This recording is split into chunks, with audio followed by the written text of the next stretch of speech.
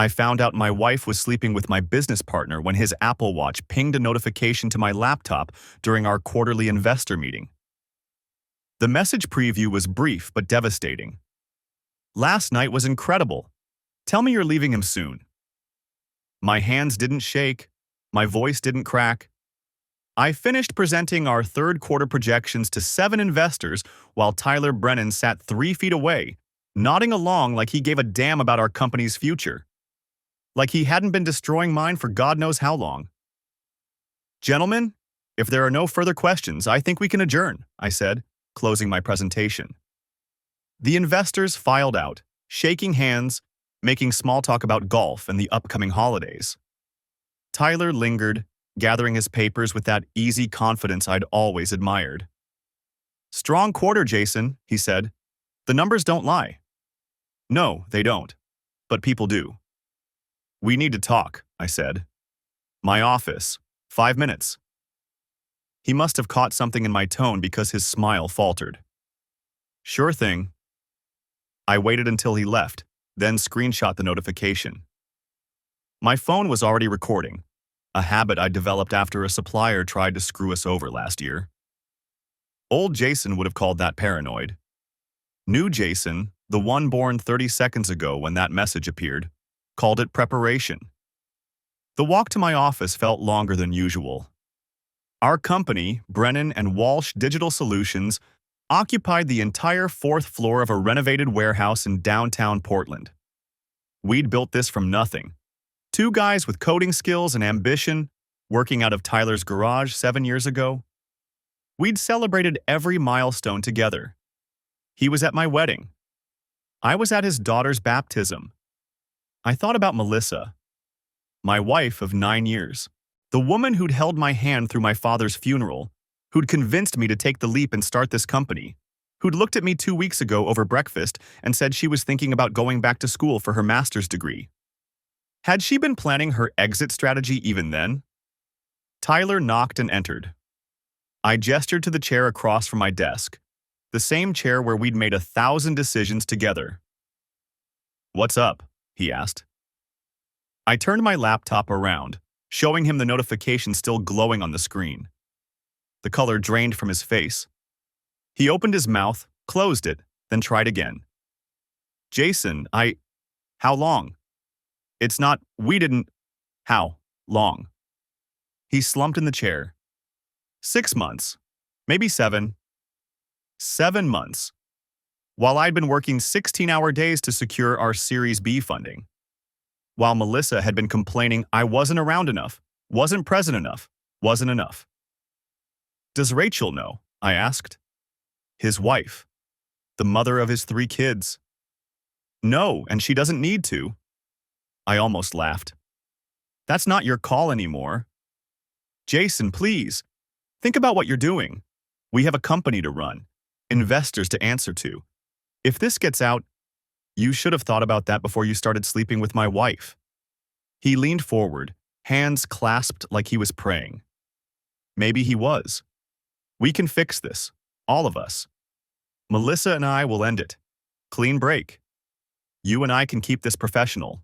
Nobody else has to know. Professional, I repeated. Tell me something, Tyler. When you were screwing my wife, did you ever think about our partnership agreement? Confusion flickered across his face. What? I pulled up the document we'd signed 5 years ago when we incorporated. Section 7, subsection 3. Moral turpitude clause. Either partner engaging in conduct that materially damages the company's reputation or the partnership relationship can be bought out at a discount, specifically at 70% of their equity's current valuation. I'd written that clause myself after reading about a startup that imploded when one founder got caught embezzling. Tyler had barely glanced at it before signing. You can't be serious, he said. Our company is currently valued at $12 million. Your 45% stake? That's $5.4 million. 70% of that is $3.78 million. I'll have the paperwork drawn up by Friday. I'll fight this. No court will what? Uphold a contract we both signed? A contract that explicitly covers extramarital affairs with business partners' spouses? I leaned back. Go ahead and fight it. Discovery should be fun. I'm sure the investors would love to hear how you've been spending company time.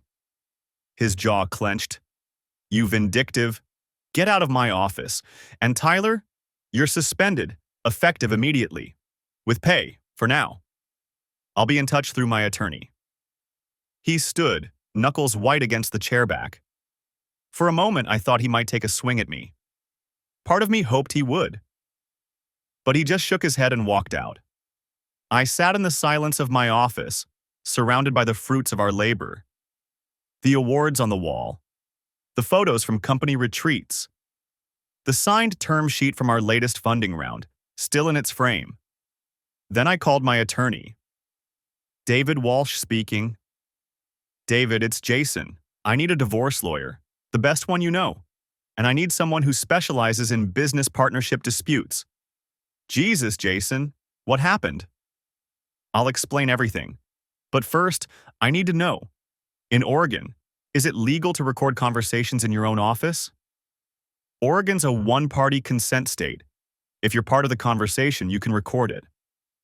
Good. I've got a lot of recordings to make. I hung up and pulled out my personal phone. Opened the tracking app I'd installed on Melissa's phone 2 years ago, after she'd lost it at a restaurant. She'd never asked me to remove it. Trust but verify, my father used to say. No, screw that. From now on, I verify everything. The app showed her location. The Marriott downtown. Room 438. I checked my watch. 2:15 on a Tuesday afternoon. Time to go home and pack. The Marriott was only 6 blocks away. I walked. 6 blocks to think about what I was going to say. 6 blocks to decide whether old Jason, the one who'd trusted his wife, who'd believed in his marriage, would make one last appearance, or if new Jason would handle this too. By the time I pushed through the revolving doors into the lobby, I knew the answer.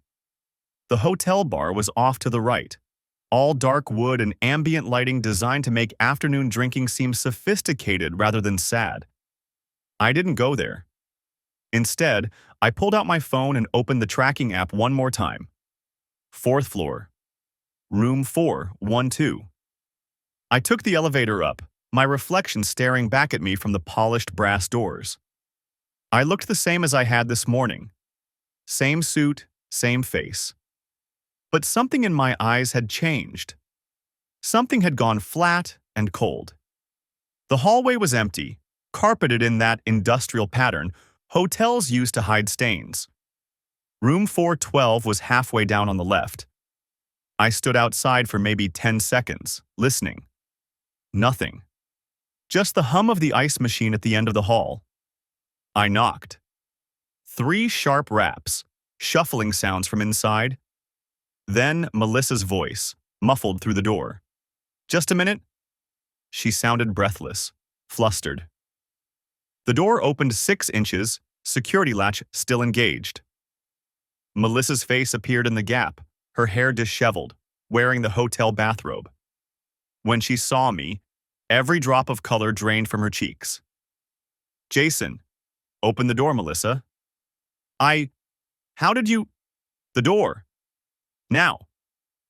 Her hand shook as she closed it, fumbled with the security latch, then opened it again. I stepped inside, and she backed away from me like I was radioactive. The room was a mess. Clothes scattered across the floor, hers and someone else's. The bedsheets were tangled. 2 wine glasses sat on the nightstand, one still half full. The bathroom door was closed. He's in there, isn't he? I asked, my voice perfectly level. Melissa wrapped the bathrobe tighter around herself. Jason, please, I can explain. Is Tyler in the bathroom? She didn't answer. Didn't need to. I could see it in her face. I walked past her and knocked on the bathroom door. Tyler, get out here. Silence. I already fired you. I'm not here to do it again. But we're going to have a conversation, the 3 of us, and you're going to be part of it. More silence. Then the sound of water running in the sink. A full minute passed before the door opened and Tyler emerged, fully dressed but with his shirt untucked and his hair wet where he'd clearly splashed water on his face. He wouldn't meet my eyes. "Jason, man, Sit down, both of you." Melissa perched on the edge of the bed. Tyler took the desk chair, as far from me as the room allowed. I remained standing, hands in my pockets, looking at the two people I'd trusted most in this world. "I'm going to make this simple," I said. "Tyler, you're already done. The lawyers will handle the rest." "But Melissa, you need to understand something. This marriage is over. I'll be filing for divorce tomorrow morning, and you're going to sign whatever papers my attorney puts in front of you without argument. No negotiation, no mediation, no trying to work things out." "Jason, please." Melissa's eyes were filling with tears. "Can we just talk about this? I made a mistake, I know I did, but we can—" "How long have you been planning this?" I interrupted. She blinked. "What?" "Your master's degree. The one you've been working on for the past year. Business administration, right? You told me it was for personal growth, for self-improvement." I smiled, and it felt like my face might crack. But it was an exit strategy, wasn't it? Make yourself more marketable. Make sure you could land on your feet when this all came out. Tyler shifted in his chair. "That's not—" "She didn't—" "I'm not talking to you," I said, still looking at Melissa. "Answer the question." She was crying now, tears running down her face. "It wasn't like that. I just wanted to do something for myself. You were always so focused on the company, and I felt like I was just existing. I needed something that was mine. So you took my business partner to bed. It wasn't planned. It just happened. We were working late one night, and we were talking, and he understood what I was going through, and—" "Stop." I held up a hand. "I don't need the story. I don't need the justification. I need you to understand that in the eyes of the law, you're about to have a very bad time." Tyler stood up. "You can't threaten her like this. Sit down." Something in my voice made him obey. I pulled my phone from my pocket and held it up so they could both see the screen. Oregon is a one-party consent state. That means I can record any conversation I'm part of without telling the other person. I've been recording since I walked in this door. Before that, I recorded my entire conversation with Tyler in my office. I have documentation of this affair: times, dates, locations. I have access to hotel records, credit card statements, text messages. Melissa's face had gone from white to gray. "You've been spying on me?" "I've been protecting my interests. There's a difference." I pocketed the phone. "Here's what's going to happen. You're going to move out of our house by the end of the week. You can take your personal belongings, clothes, jewelry, whatever. Everything else stays. The house is in my name. The cars are in my name. The bank accounts are separate, so you'll keep what's yours, but don't expect anything beyond that." "I have rights," she said, her voice shaking. "We've been married 9 years. This is a community property state." "Wrong. Oregon is an equitable distribution state, not community property. And even if it were, adultery is going to factor heavily into how things get divided. Especially when I can prove you've been planning this. Especially when I can show you were using marital assets to fund your affair." Tyler leaned forward, elbows on his knees. "Jason, come on. You're angry, I get it. But you don't have to destroy her life over this." I turned to look at him. Really look at him. This man who'd been my best friend since college, who'd been the best man at my wedding, who'd stood beside me when we incorporated the company, when we landed our first major client, when we celebrated every milestone. "You're right," I said. "I don't have to destroy her life. I'm choosing to." Melissa made a sound halfway between a sob and a gasp. "You made your choices," I continued, looking back at her. "You chose to betray our marriage. You chose to sleep with my business partner in hotel rooms on Tuesday afternoons while I was working to build a future for us. You chose to lie to my face every single day for 7 months. So now I'm making my choice. And my choice is to walk away from this with everything I built, everything I earned, and leave you with exactly what you brought to this relationship. Which, if memory serves, was about $30,000 in student loan debt and a Honda Civic. You're being cruel, she whispered. No, I'm being fair. Cruel would be telling Rachel Brennan what her husband's been doing. Cruel would be making sure everyone in your social circle knows exactly why our marriage ended. Cruel would be contesting every single item in the divorce just to drag this out and run up your legal bills. I paused. But I'm not going to do those things, as long as you cooperate. Tyler's head snapped up. You wouldn't tell Rachel. Why not? She deserves to know. We have 3 kids, Jason. 3 kids who don't need to see their family destroyed because their father couldn't keep his pants on, I finished. That's not my problem. That's yours. You should have thought about your kids before you started sleeping with my wife. The room went silent except for Melissa's quiet crying. I checked my watch. Nearly 4 o'clock. I had a meeting with my attorney at 5. I'm leaving, I said.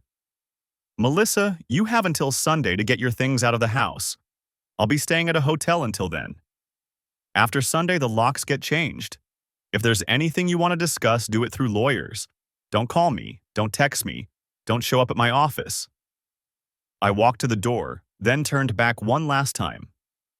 And Tyler, that buyout offer, it expires in 48 hours. After that, I'm prepared to litigate this for as long as it takes. Your choice. I left them there, 2 people who destroyed everything, and walked back down the hallway to the elevator. My phone buzzed as I stepped inside. A text from David Walsh, my attorney. Got your message. Can meet at 5. Bring everything you have. I had plenty.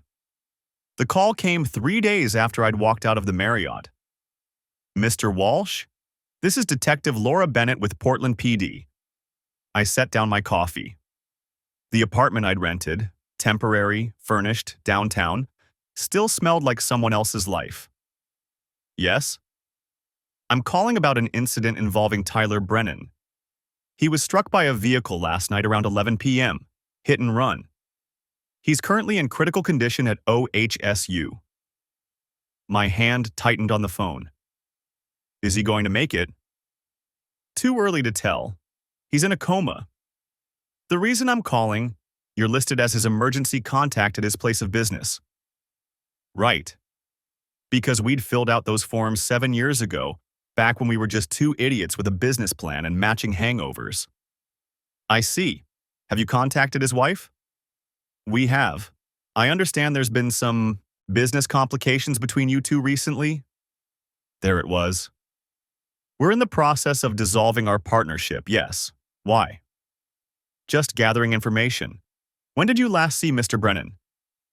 Tuesday afternoon, at our office. I kept my voice level. I suspended him pending the buyout negotiation. And after that? I haven't seen or spoken to him since. A pause. Where were you last night around 11 p.m., Mr. Walsh? Here, at my apartment. Alone. No alibi. Perfect. Anyone who can verify that? No. Detective, am I being accused of something? Not at all. Standard questions. We're talking to everyone close to Mr. Brennan. If you think of anything that might help, here's my number. I saved it. Hung up. Stared at the phone. Tyler was in a coma. Hit and run. The timing was almost funny. Almost. He had until tomorrow morning to accept my buyout offer. Now he couldn't accept anything. I called David. I heard, he said before I could speak. Rachel Brennan called me an hour ago. She's not handling it well. What does this mean for the buyout? Legally, everything's on hold. If he dies, it goes to his estate. If he wakes up, we resume negotiations. If he stays in a coma, David exhaled. It gets complicated. Power of attorney, medical decisions, business continuity. We might need to go to court just to get someone authorized to make decisions about his equity. How long? Months, maybe longer. I ended the call and pulled up the news. Local station had it. Tech entrepreneur critical after hit and run in Pearl District. Few details. Police asking for witnesses. The Pearl District. That was 6 blocks from Tyler's house. He'd been going home. Or leaving it. My phone buzzed. Unknown number. Mr. Walsh, this is Gary Preston. I'm a neighbor of yours. Well, your old place. On Thurman Street? I didn't recognize the name. Yes? I think we should talk about what I saw last week. Every muscle in my body went still. What did you see? Not over the phone. There's a coffee shop on 23rd, Brew and Mortar. Can you meet me in an hour? Gary Preston was mid-50s, graying beard, nervous hands. He'd already ordered black coffee, untouched, and kept glancing at the door. I sat across from him. You said you saw something. Yeah, last Tuesday. I was walking my dog around 7 p.m. I saw your wife. He paused. With a man who wasn't you. They were in a car parked 2 houses down from yours. It was pretty clear what was happening. I know about the affair, I said flatly. That's not news. Relief crossed his face. Oh, good. Not good, but I wasn't sure if I should say anything. My wife said to stay out of it, but then I heard about what happened to that guy, and what about what happened? The man in the car. It was him, wasn't it? The one who got hit? I leaned forward. Did you tell the police this? No. Should I? I don't know if it's connected. It's just weird timing, right? I see them together, and a week later he's in a coma. Did anyone else see them? I don't know. Maybe. It was a Tuesday evening. People were around. Dog walkers, joggers, the usual. Did you tell anyone else what you saw? He shifted. Just my wife. And, okay, there's a neighborhood Facebook group. I might have mentioned it. Not names or anything, just that I'd seen something. Asked if anyone else noticed. When did you post that? Thursday, 2 days after I saw them. Did anyone respond? A few people. Mrs. Kowalski from down the street said she'd seen an unfamiliar car parked there a few times. And some guy I don't know, profile name was just initials, BT. He sent me a private message asking for details. Gary's hands tightened around his cup. I didn't respond. Something about it felt off. Off how? The message came at like 2 a.m., and the profile was brand new, created that same day. I pulled out my phone. What's the name of the Facebook group? Thurman Street Neighbors. It's private.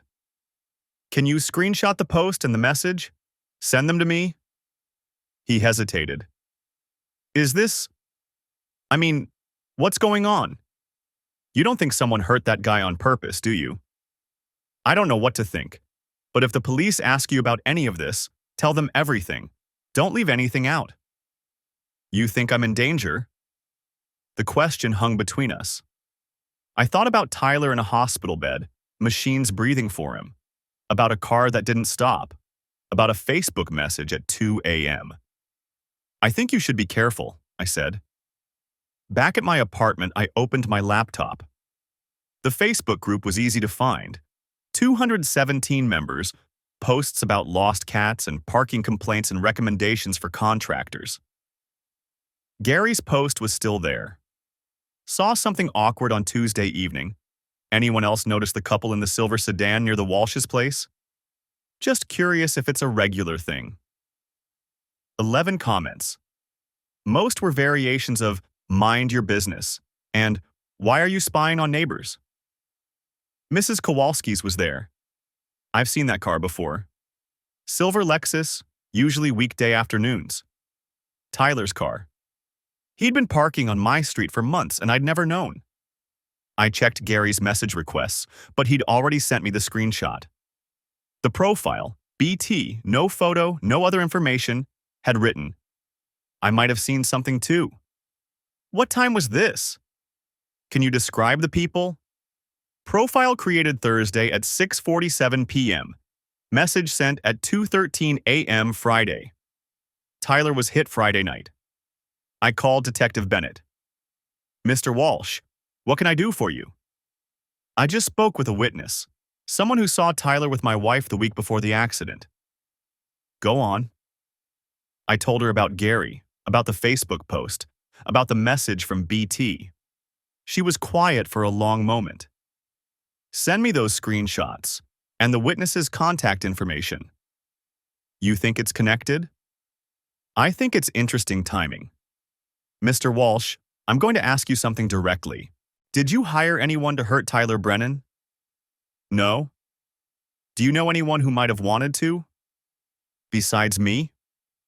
The words came out harder than I'd intended. No, but someone was looking for witnesses, someone who knew about the affair. We'll look into it. In the meantime, I'd suggest you keep a low profile. If someone is eliminating witnesses and you're the wronged party, I might be next on the list. Or you might be the one doing the eliminating. I haven't decided yet. She hung up. I sat in the silence of my temporary apartment and thought about Tyler lying in a hospital bed, about Gary Preston walking his dog, seeing something he shouldn't have, about Mrs. Kowalski and her observations, about a Facebook profile that appeared and disappeared into the digital night. Someone was cleaning up, making sure no one could testify about the affair. But why? The affair was already exposed. I had recordings, documentation, witnesses. What did it matter if Gary saw them in a car? Unless it wasn't about protecting the affair, unless it was about protecting something else. I pulled up my company's financial records, started going through them line by line, looking for anything unusual. Tyler had access to everything: accounts, clients, proprietary systems. My phone buzzed. Email from an address I didn't recognize. Stop looking. This is your only warning. I stared at the screen. Typed back, "Who is this?" No response. I forwarded it to Detective Bennett, then opened my security app. Changed every password. Enabled two-factor authentication on everything. Then I called David. I need you to freeze all company accounts Tyler had access to, right now. Jason, he's in a coma. He can't. Someone can. Do it. Silence. Then, I'll make the calls. I hung up and looked at the email again. Stop looking. But I'd barely started. The office felt different now. Same desk, same view of the Willamette River, same framed photo of our Series B celebration. But everything had shifted, like looking at a familiar room through a warped lens. I'd spent the last 2 hours combing through our company's financial records. Tyler had access to everything. Signing authority on accounts, client contracts, vendor agreements. 7 years of trust translated into 7 years of opportunity. My phone buzzed. David Walsh, my attorney. Found something, he said without preamble. Your partnership agreement includes a provision about incapacitation. If Tyler remains in a coma for more than 30 days, you have the option to buy out his shares at fair market value. No moral turpitude discount, but also no negotiation required. His wife would be the one making decisions on his behalf.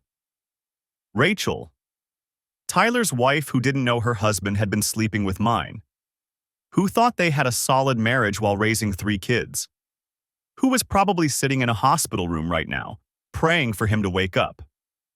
How long has it been? I asked. 6 days. 24 more days. Maybe less if the doctors made a different determination about his prognosis. There's something else, David continued. I had a colleague run a background check on that BT profile that contacted your neighbor. The account was created at 1:47 a.m., the same night Gary Preston posted about seeing the affair. Whoever made it knew about that post within hours. Can we trace it? VPN, burner email. Whoever set it up knew what they were doing. He paused. Jason, I'm going to ask you something, and I need you to be straight with me. Did you have anything to do with Tyler's accident? No. Do you know who did? No. Good. Keep it that way. Detective Bennett called my office this morning. She wants to talk to you again. Officially. My stomach tightened. When? Tomorrow, 10 a.m. at the precinct. I'll be there with you. Don't say anything without me present, understand? Nothing. After we hung up, I turned back to the financial records. Tyler's expense reports from the last 6 months. Hotel charges. Restaurants. Nothing immediately suspicious. Business travel looked legitimate. Client meetings in Seattle, San Francisco, Denver. Except, I pulled up our client database and cross-referenced the dates. The Seattle trip in March, we didn't have any clients in Seattle. The San Francisco meeting in April corresponded with a client we'd already closed. No follow-up needed. Denver in May was during a week when that client's primary contact was on vacation in Europe. I checked Tyler's calendar. Each trip was blocked off as client development. Vague enough to avoid questions. I opened our corporate credit card statements. The hotels weren't business-class Marriotts or Hiltons. They were boutique places, the kind with room service wine lists and couples spa packages, the kind where you take someone you're sleeping with. My phone rang again. Unknown number. Mr. Walsh? A woman's voice, unfamiliar. This is Kimberly Torres. I work at Cascade Medical Center. I'm a nurse in the ICU. My pulse quickened. Is this about Tyler Brennan? No, this is about... She hesitated. I need to talk to you in person, not over the phone. Can you meet me? What's this about? Please. I get off shift at 7. There's a coffee shop on Burnside, near the hospital. Brew Point. I'll be there at 7:15. Why can't you tell me now? Because I don't know who's listening. Her voice dropped to barely a whisper. Someone's been asking questions about Tyler's medical records. Someone who isn't police, isn't family. They offered me money to access his file. The line went dead. I sat there, phone still pressed to my ear, processing what I'd just heard. Someone was trying to buy access to Tyler's medical records. Someone who wanted to know his condition, his prognosis, his visitors. Someone who was covering tracks. I checked the time. 3:47 p.m. 3.5 hours until I could meet this nurse. I saved the financial records to an encrypted drive and locked it in my desk drawer. Old Jason would have left everything on the network. New Jason understood that information was ammunition, and ammunition needed to be secured. My office door opened without a knock. Melissa stood in the doorway. We need to talk, she said. I hadn't seen her since the hotel room confrontation 4 days ago. She looked different. Hair pulled back, no makeup, wearing jeans and a sweatshirt instead of her usual carefully curated outfits. She looked tired. Maybe scared. You need to leave, I said. Jason, please. 5 minutes. You don't get to walk into my office and ask for anything. You don't work here. You're not my wife. Not in any way that matters. Leave. She stepped inside anyway and closed the door. Tyler's in a coma. I'm aware. Did you... She stopped herself. The police think someone hit him deliberately. They think it might be connected to us. To your affair, you mean? Say it clearly. Her jaw tightened. Yes, to our affair. And now someone's threatening people who knew about it.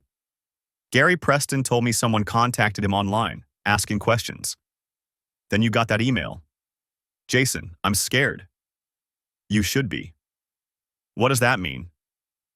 I stood up, walked to the window, kept my back to her. It means you made choices that have consequences. You slept with my business partner. You destroyed our marriage. You put yourself in the middle of whatever this is. That's not my problem anymore. Someone could be targeting witnesses. Then maybe you should talk to the police. I did. They asked if you had an alibi for Tuesday night. I turned around. What did you tell them? The truth. That I don't know where you were. That we haven't been living together since... She trailed off. Do you have an alibi? That's not your concern. Jason, if someone thinks we're witnesses, we're not witnesses. We're the reason there's something to witness. There's a difference. I walked back to my desk, opened my laptop. Dismissive. I have work to do. David will be in touch about the divorce proceedings. Don't come here again. She didn't move. I know you're angry. I know I deserve that. But whatever you think of me, I never wanted anyone to get hurt. Tyler's in a coma. I'd say someone got hurt. I mean, she stopped. Started again. I know you, Jason. I know how your mind works. If you're planning something, if you're trying to find out who did this, get out. Please just get out. She left. The door clicked shut behind her, and I listened to her footsteps fade down the hallway. Then I pulled out my phone and texted David. Melissa just showed up at my office, asking about my alibi for Tuesday night, claiming she's scared of being targeted. His response came 30 seconds later. Don't communicate with her. Forward me any messages she sends. This could be her building a defense. A defense. The thought hadn't occurred to me. What if Melissa had something to do with Tyler's hit and run? What if the affair had gone wrong? Tyler had threatened to tell Rachel, and Melissa had panicked. No, that didn't track. Melissa was calculating, but she wasn't violent, and she'd have no reason to threaten other witnesses or try to access Tyler's medical records, unless she was working with someone else. I checked the time again. 4:23 p.m. Still hours until I could meet the nurse. I pulled up Gary Preston's contact information and called him. He answered on the second ring. Mr. Walsh? Gary, has anyone else contacted you, besides that BT profile? No. Why? Did something happen? I need you to be careful. Don't answer questions from anyone you don't know. Don't post anything else online about what you saw. And if anyone approaches you in person, call me immediately. You're scaring me. Good. You should be scared. Tyler's in a coma, and someone's trying to figure out who knew about the affair. That puts you on a very short list. Silence on the other end. Then, do you think someone's trying to hurt people? I think someone's trying to control information. What they're willing to do to accomplish that, I don't know yet. Should I go to the police? You already talked to Detective Bennett, right? Yeah, 2 days ago. Then she knows what you saw. Stay alert, stay safe, and call me if anything happens. After we hung up, I sat in the growing darkness of my office. Didn't turn on the lights. Just watched the city transition from afternoon to evening, the river reflecting the sunset in shades of orange and pink. Someone had tried to kill Tyler, or silence him, or both. Someone was monitoring witnesses, gathering information, sending threats. Someone had access to resources, fake profiles, VPN technology, enough money to bribe hospital staff. And tomorrow, I had to sit across from Detective Bennett and convince her I had nothing to do with any of it. The question wasn't whether I was in danger. The question was whether I was already too late to stop what was coming. The coffee shop was a deliberate choice. Public, well-lit, security cameras. I arrived 15 minutes early and took a table near the back with clear sight lines to both entrances. Old habits from business negotiations. New Jason appreciated the tactical advantage. Kimberly Torres walked in at 7:13 p.m., 2 minutes early. She scanned the room with the practiced efficiency of someone who'd worked too many night shifts, spotted me, and made her way over. Mid-30s, dark hair pulled back, exhaustion written in the lines around her eyes. Mr. Walsh? She didn't sit down immediately. Jason, please. I gestured to the chair across from me. Can I get you something? Coffee? I'm good. She sat but kept her purse in her lap, ready to bolt. I shouldn't be here. But you are. She glanced at the door. What happened to your partner? It's all over the hospital. Everyone's talking about the guy in the coma. No ID on the driver. Police coming around asking questions. I waited. Let her tell it her way. 2 nights ago, someone approached me in the parking garage after my shift. Her fingers twisted the strap of her purse. Man, maybe 45, 50. Wore a baseball cap pulled low. Sunglasses even though it was almost midnight. Offered me $5,000 cash to access Tyler Brennan's medical records. What specifically did he want? Everything. Chart notes, medication logs, visitor records. He wanted to know Tyler's prognosis, whether he was showing signs of waking up. She leaned forward. He also wanted to know if anyone had requested a copy of the records, like he was checking if someone else was already looking. My pulse quickened. Did you take the money? No. Her voice was firm. I told him I couldn't help him and walked away. But here's the thing. He knew my schedule, knew exactly when my shift ended, knew which car was mine. Did you report it? To who? Hospital security? They'd want to know why someone targeted me specifically. I'd have to explain, and then it becomes this whole investigation into whether I've ever done anything like that before. She shook her head. I've got student loans, Mr. Walsh. I can't afford to lose my job over suspicion. But you're telling me? Because yesterday, I saw him again. In the cafeteria. Just sitting there, drinking coffee, watching the elevators. And I thought, what if he's not just trying to access records? What if he's waiting for Tyler Brennan to wake up? The implication hung between us. Someone wanted to know if Tyler was going to survive, and if he was, they wanted advance warning. Can you describe him? Anything specific? White guy, average height, maybe 5'10". The cap had a Seahawks logo. Spoke quietly, no accent I could pick up. Wore gloves. I remember that because it wasn't that cold. She paused. His shoes were expensive. Not like dress shoes, but those designer sneakers that cost $300. Seemed weird for someone lurking in parking garages. I pulled out my phone. I'm going to send you my number. If you see him again, or if anyone else approaches you, call me immediately. Don't engage. You think he's dangerous? I think someone put Tyler in that hospital bed, and they're very interested in whether he's going to wake up and talk. I met her eyes. That makes them dangerous to anyone who gets in the way. She took my number, saved it. The police came by yesterday. Detective Bennett. She was asking about visitors, about whether anyone had tried to access the records. I didn't mention the parking garage guy. Why not? Because I got scared. Her voice dropped.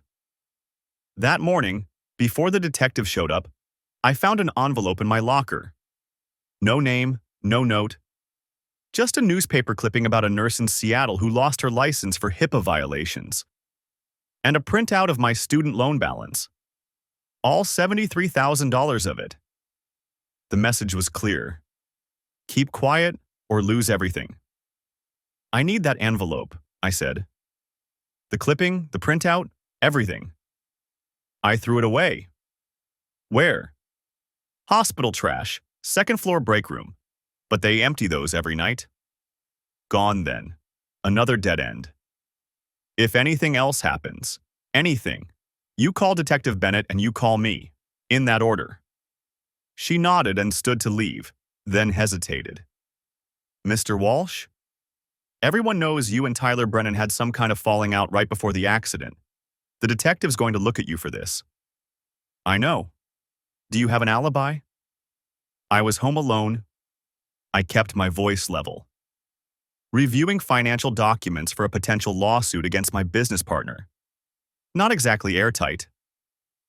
She studied me for a moment. Did you do it? No. But you're not sad he's in a coma. I thought about Tyler in that hotel room, the casual arrogance, the way he'd tried to spin it as a mistake. I'm not sad, but I didn't put him there. I wanted him broke and humiliated, not dead. There's a difference?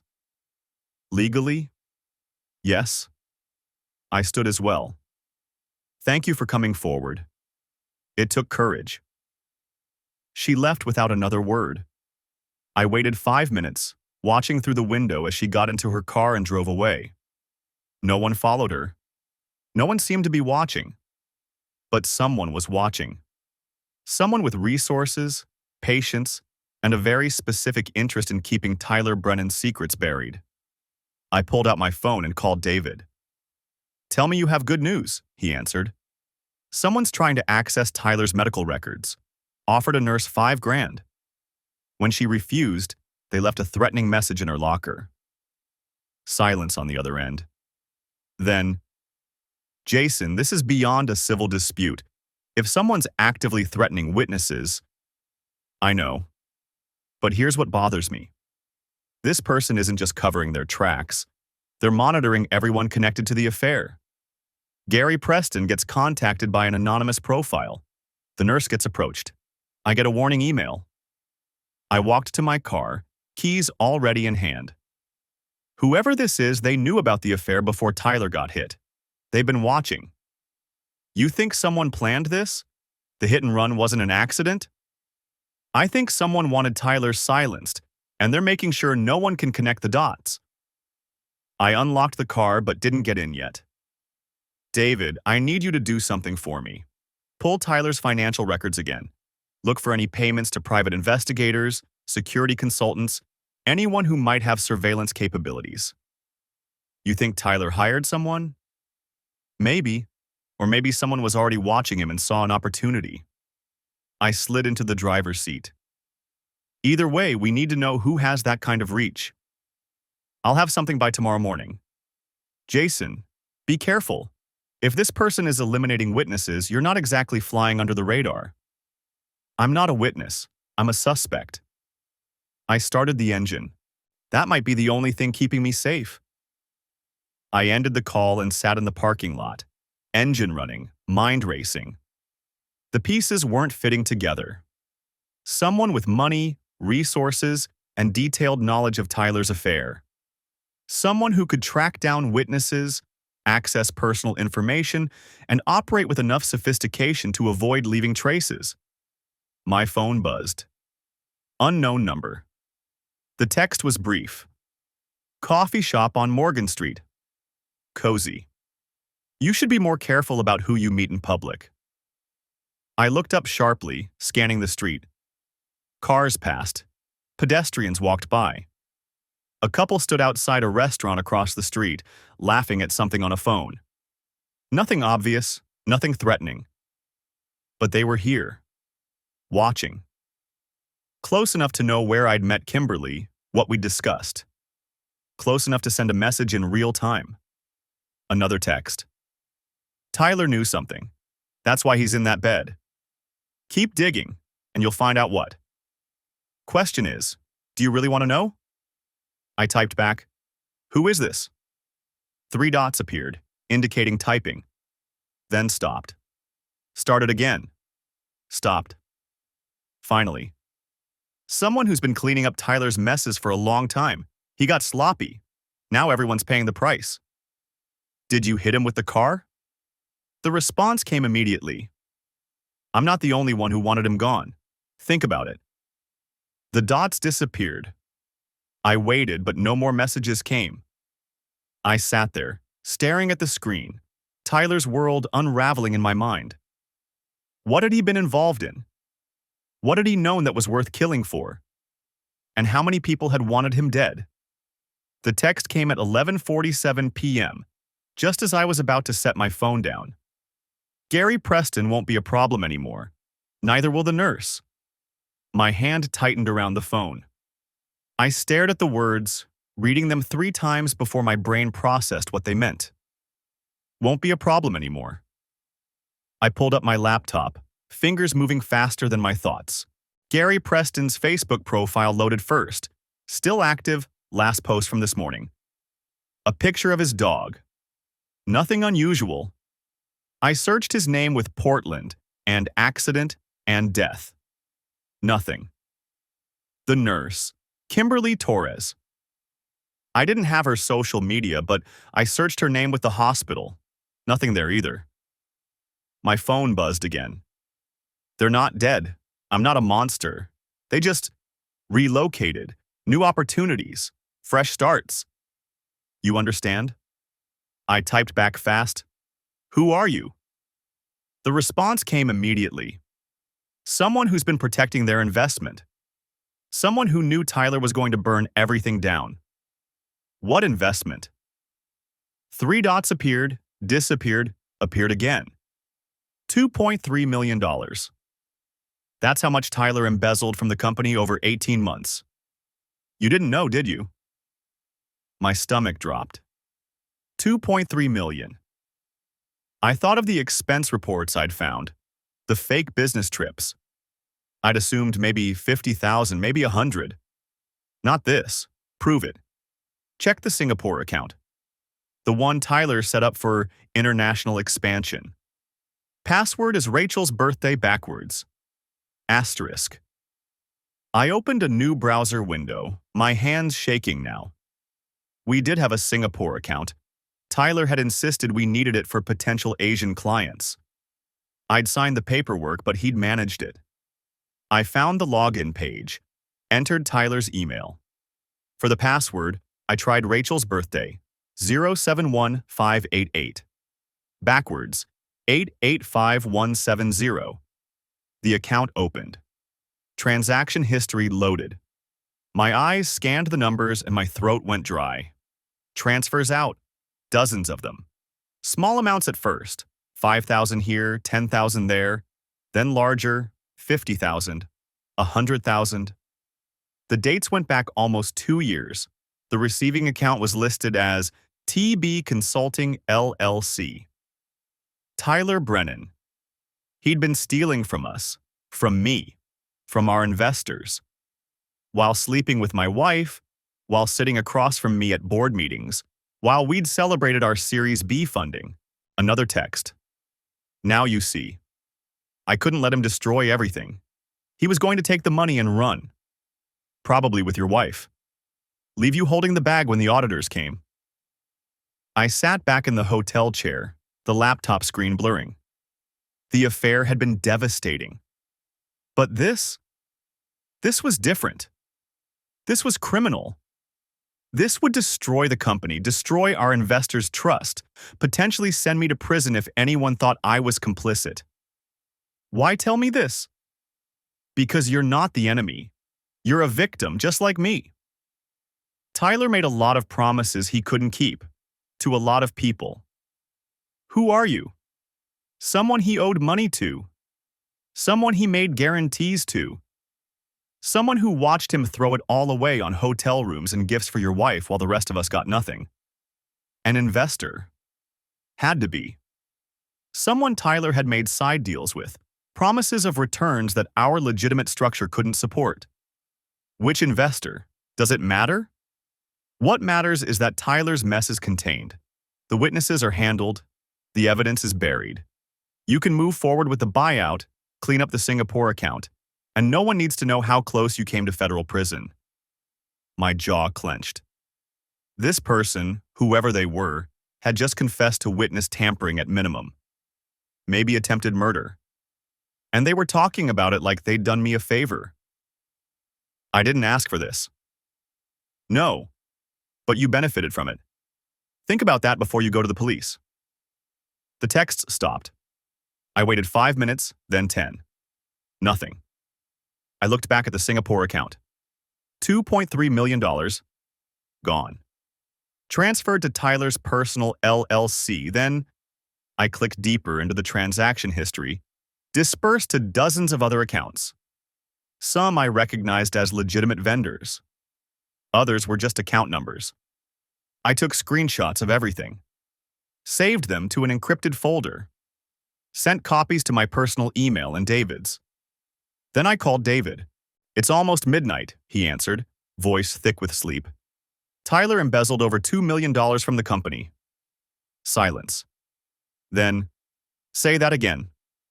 I walked him through it. The Singapore account, the transfers, the LLC, everything. Jesus Christ, David said. I heard movement, probably him getting out of bed. This changes everything. The buyout, the partnership dissolution. If there's fraud involved, we can void the entire agreement. You might not owe him anything. He's in a coma. Doesn't matter. If he committed fraud, the contract's invalid. We'll need forensic accountants, we'll need to trace every dollar. But Jason, you might actually come out of this clean. Clean. I almost laughed. Nothing about this was clean. There's something else, I said. The person who's been texting me. They claim they're the one who handled the witnesses. Gary Preston, the nurse. They said they relocated them. Relocated? Their words.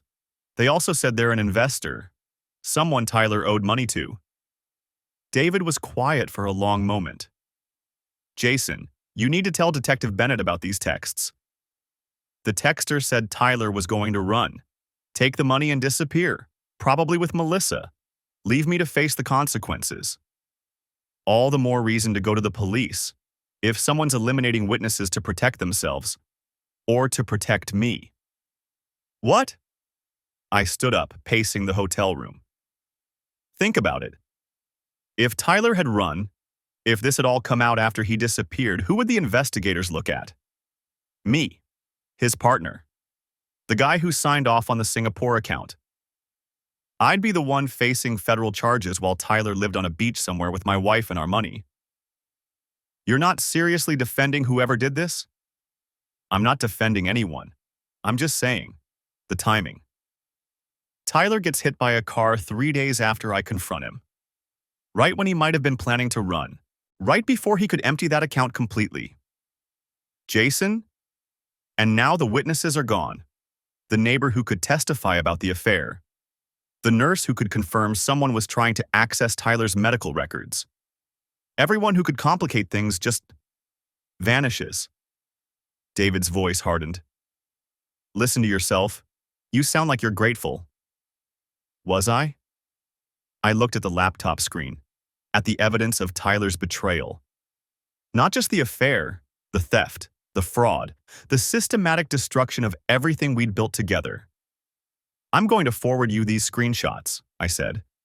Start working on the fraud angle. See what we can recover. And the texts? I'll think about it. Jason. I'll think about it, I repeated. I need to know more first. Who this person is. What they really want. I ended the call before David could argue further. The phone stayed silent for the rest of the night. I didn't sleep. Instead, I went through every financial record I could access remotely. Every bank statement, every transaction, every expense report Tyler had filed in the past 2 years. The picture that emerged made me sick. It wasn't just the Singapore account. Tyler had been running schemes through the company for months. Fake vendors that were probably shell companies, inflated invoices, double billing clients, and pocketing the difference. He'd been systematic about it. Careful. The amounts were small enough that they wouldn't trigger automatic audits, spread across enough categories that no single line item looked suspicious. But together it was massive. By 4 a.m., I'd found at least 3 million in questionable transactions. Maybe more. My phone buzzed. I grabbed it. You're up late, I typed back. Hard to sleep when you find out your partner's been robbing you blind. Now you understand. Tyler wasn't just unfaithful. He was a thief, a liar. He would have destroyed you. So you destroyed him first. I protected what was mine. What was ours? The company, the investors, the future. Tyler was going to burn it all. You still haven't told me who you are, and I won't. But I'll give you advice. Take the win. Divorce your wife. Buy out Tyler's shares for pennies on the dollar. Recover what you can from the Singapore account, and move on. You're the victim here. Act like it.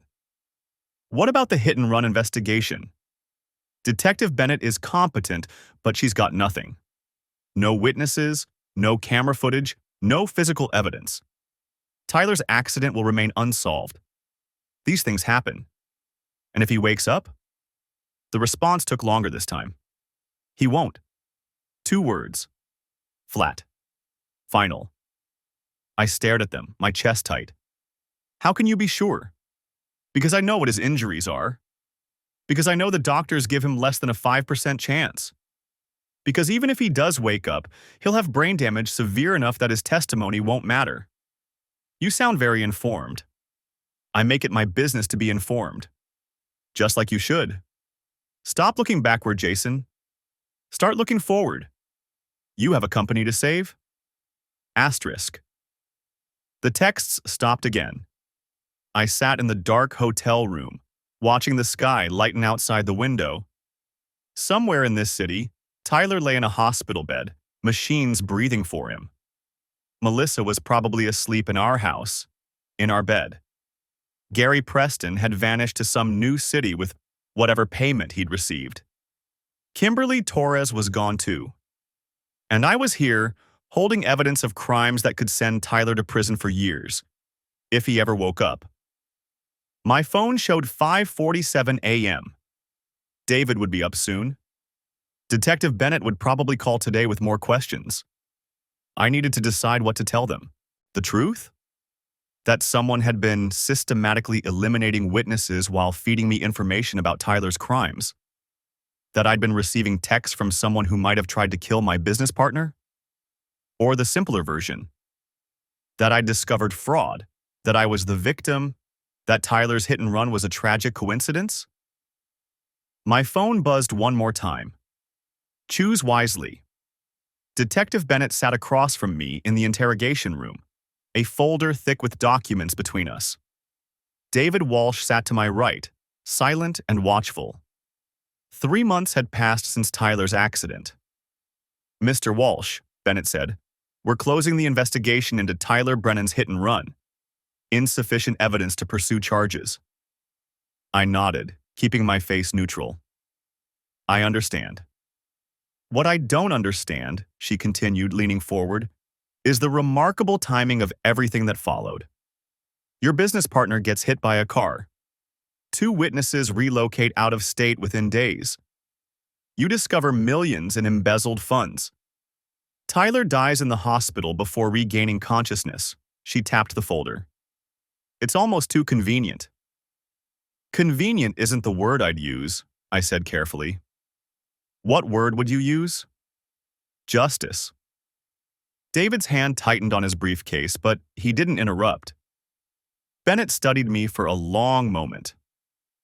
I've been doing this job for 15 years. I know when someone's hiding something, but I also know when I can prove it.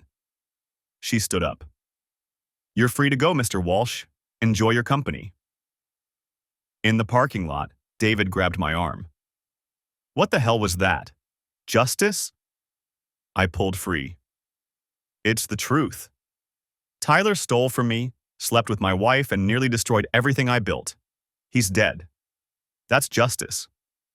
Jason, whoever sent those texts, is gone. No more messages. No more contact. It's over. You don't know that.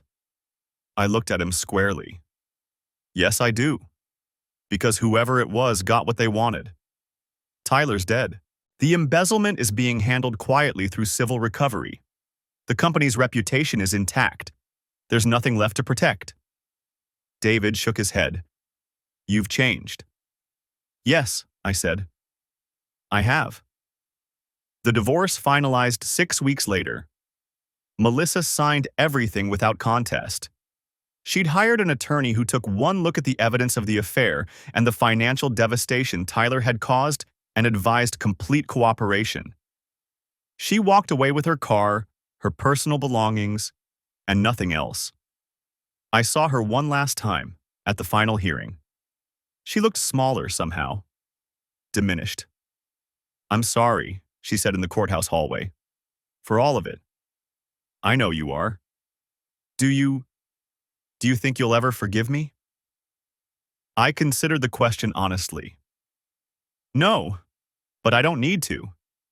You'll have to live with what you did. That's punishment enough. She left Portland 2 months later. I heard she moved to Phoenix, started over with a job in marketing. I didn't follow up. She was a chapter I'd closed. Tyler's shares were absorbed by the company at a settlement price. His estate couldn't fight the fraud evidence. Rachel Brennan received a portion, enough to support their 3 children. I made sure of that. The kids didn't deserve to suffer for their father's choices. I recovered about 60% of the embezzled funds. The rest was gone, dispersed through accounts I couldn't trace. The forensic accountant said it was remarkable we'd found as much as we did. I never told them about the texts. Never mentioned the mysterious investor who'd seemed to know everything before I did. Those messages had stopped the day Tyler died, and I deleted them all, along with the burner phone number they'd come from. Some questions are better left unanswered. 18 months after that investor meeting where everything changed, I stood in the same conference room with a new set of investors. We'd just closed our Series C funding, $23 million at a valuation that would have seemed impossible back when Tyler was alive. The company had survived, thrived even. Without Tyler's embezzlement, without the dead weight of his schemes, we'd grown faster than our projections. I'd promoted 2 senior developers to partner positions, built a real leadership team, implemented financial controls that would have caught Tyler's theft in weeks instead of years. I'd learned the lesson he'd taught me, even if he'd never intended to. Trust is earned. Verification is mandatory. And the people closest to you are often the ones who can hurt you most. Late one night, working alone in my office, I received an email from an encrypted address. No subject line, just a single sentence. "You're welcome." I stared at it for a long time. Then I deleted it and emptied my trash folder. Whoever they were, investor, accomplice, vigilante, they'd given me something Tyler never could have. The truth. The ugly, devastating truth about who he really was and what he'd been doing. Had they killed him? Orchestrated the hit and run? Eliminated witnesses? I'd never know for certain. The police had closed the case. Tyler was buried. The witnesses were gone. The evidence was circumstantial at best. But I knew this. I hadn't asked for any of it. I hadn't hired anyone, hadn't paid for violence, hadn't orchestrated revenge. I'd simply been the man left standing when the smoke cleared. And if that made me complicit in some cosmic sense, if my silence about those texts made me an accessory after the fact, then that was a weight I'd carry. Because the alternative, the world where Tyler lived, where he ran with Melissa and my money, where I faced federal charges while he disappeared, that world was worse. I'd chosen the lesser evil. Or perhaps the evil had chosen me. Either way, I'd survived. 5 years later, I sold the company for $87 million, paid out the investors, the employees, everyone who'd believed in what we built. Kept enough to retire comfortably, invest in new ventures, start fresh. I never remarried, never even dated seriously. Some part of me had calcified that day in the hotel room, watching Melissa and Tyler face the consequences of their choices. Trust, once shattered, doesn't rebuild the same way. I threw myself into work instead. Built 2 more companies, sold them both. Made more money than I'd ever spend. Donated millions to charity, scholarships for business students, programs for entrepreneurs, causes that mattered. People called me a success story, a survivor, a self-made man who'd overcome betrayal and fraud to build an empire. They weren't wrong, but they weren't entirely right either. Because late at night, in the quiet moments between sleep and waking, I sometimes thought about that mysterious texter, about Gary Preston and Kimberly Torres, relocated with new lives and sealed lips, about Tyler in that hospital bed, dying slowly while machines breathed for him, about the choice I'd made to stay silent, to accept the help I'd never requested, to let justice, or something like it, run its course. I'd told Detective Bennett the truth in that interrogation room. It was justice, Tyler had stolen, cheated, lied, and destroyed. His death had saved me, saved the company, saved everyone he would have hurt. But justice isn't clean. It doesn't come with moral certainty or peaceful sleep. It comes with compromise, with gray areas, with questions that echo in empty rooms. I'd wanted Tyler broke and humiliated. I'd gotten him dead instead. And I'd learned to live with that. The final lesson Tyler taught me wasn't about business or partnership or marriage. It was simpler, darker, more fundamental. We are all capable of accepting terrible things when they serve our interests. We rationalize, justify, compartmentalize. We tell ourselves we didn't ask for it, didn't cause it, couldn't have stopped it. We tell ourselves we're victims, even as we benefit from someone else's fall. And maybe that's the real price of betrayal. Not what it costs the betrayed, but what it costs them to survive it. The pieces of themselves they sacrifice, the lines they blur, the questions they stop asking. Tyler betrayed me, and it destroyed him. But in surviving that betrayal, I'd become someone I barely recognized. Someone harder, colder, more calculating. Someone who could sit across from a detective and call a man's death justice without flinching. Someone who could sleep at night despite the unanswered questions. Maybe that was the real victory? Maybe that was the real tragedy. In the end, they were the same thing.